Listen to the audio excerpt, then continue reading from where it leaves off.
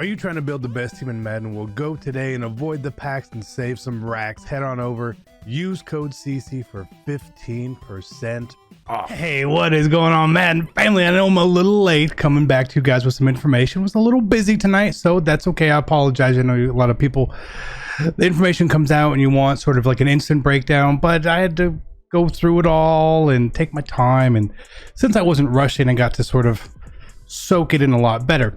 So you probably see by the title of this video, it's why does Madden 21 sound like the best Madden in years? Now, I don't want to say the best Madden, right?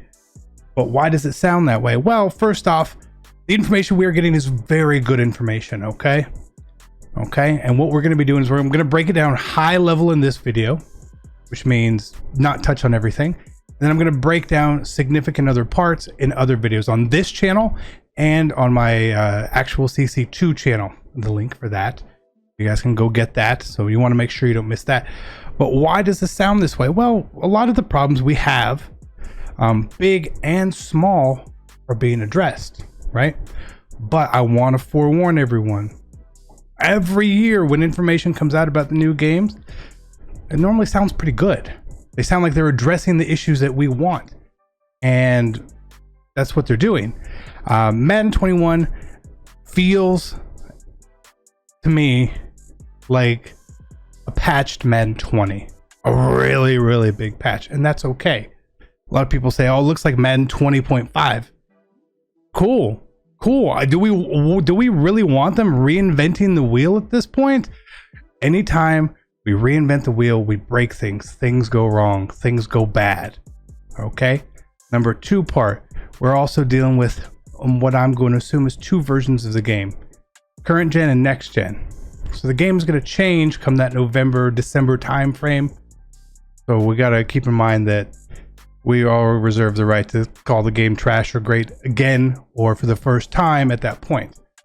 Now, when we talk about, hey, here's the things that EA is addressing, right? We still don't know how the game plays. We don't know which set of problems the game is going to bring forth upon itself. Anytime we play the beta or we play the game very early on, things feel better because we don't know how to break it. We don't know what's glitchy, what's we can abuse, stuff like that. So there's the parts you can talk about is things that they said, hey, we're fixing this for Madden 21 based on the feedback from Madden 20. And hey, this is kind of a newish thing for Madden 21. One of the biggest things that I saw so far was talking about the zones, right? And I'm not going to get into this too deep, but zone drop coach adjustment sounds like a huge thing. And this reminds me of the RPOs last year. And while said, I want to talk about it a lot more, but it's going to be one of those things that is either a really great feature or really broken. Where's it going to fall? I don't know.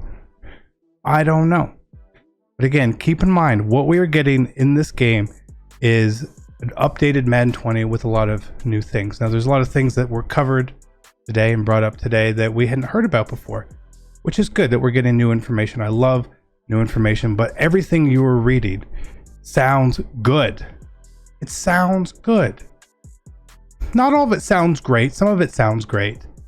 And again, some things sound great in theory. We've had patches in the past of Madden 20, just a generic regular patch where EA said, hey guys, we fixed it and we've played the game and you didn't fix it. So let's hold judgment on thinking that the game is great. It sounds like it could be a great game, but again, we won't know until we all play. Honestly, we won't know until mid-September, late September, how good the game really is, because there's going to be things we're going to find and be like, this sucks or this is great. We don't know anything about playbooks. We have no MUT information on still yet. The playbook thing is gigantic. It's gigantic. A good playbook can go a long way in making the game better. It adds variety to the game, the new plays, new concepts, things they do. You know, a lot of little things that they did last year really changed and impacted the game. Tight end position was a key, where now we didn't have slants and zigs anymore, and we had delay crosses and delay fades, which the delay fade was a pretty abusable feature. But outside of that, tight ends kind of felt you couldn't really hot route them too much without an ability. Am I right?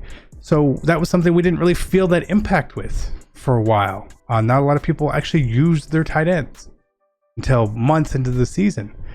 I mean, we don't know what's coming. But yet again, everything looks and sounds great. Everything looks and sounds great. Now, what I want to talk about here to finish this off, and one thing that I just want to highlight is going to be really good or really broken is this catching responsiveness here, right?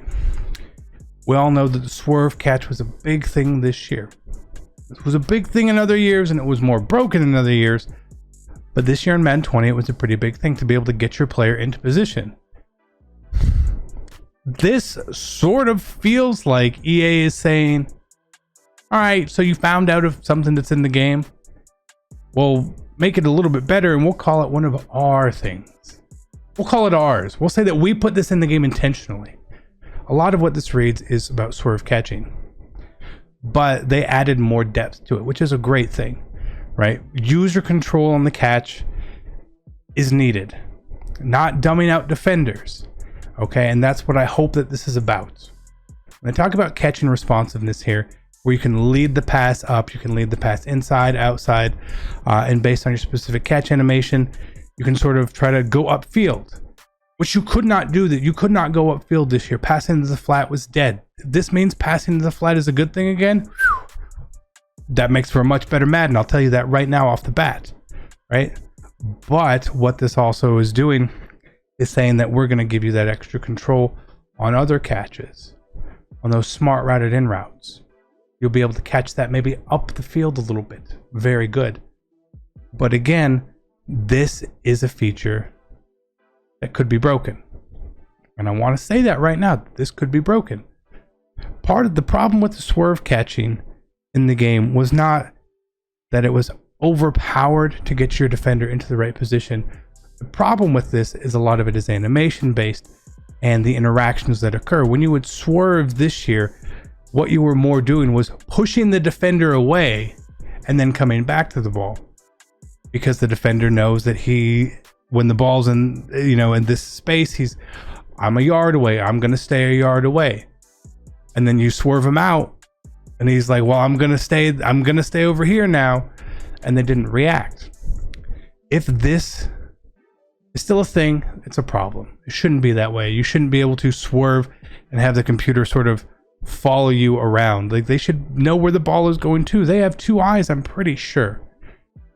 This is something that could be very broken or very good to use. In theory, it sounds great. I worry about this being a broken feature. I really do. That there's going to be ways to sort of abuse it. But again, I want to reiterate my point from earlier.